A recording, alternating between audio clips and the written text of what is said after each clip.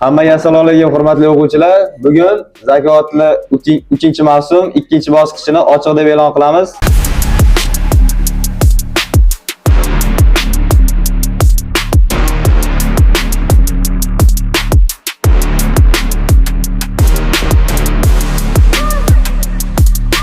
Xullas, aeroportda kofe ishlab chiqaradigan mashina bor ekan.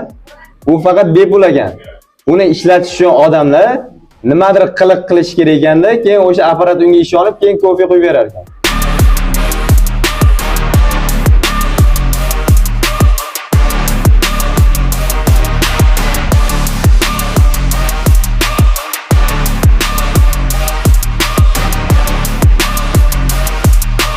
Uyqusi kelganini isbotlash, ya'ni eslash deyapti bular ham bitta tomondan. Everest va shu knopkani bosish xato. Eslash, MIT komandasi quchoqlash. Shunda Spirit Together Silence komandasi to'g'ri javob bor.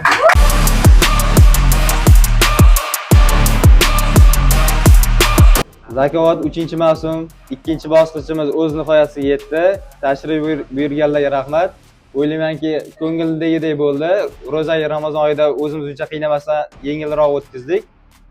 Hammaga rahmat.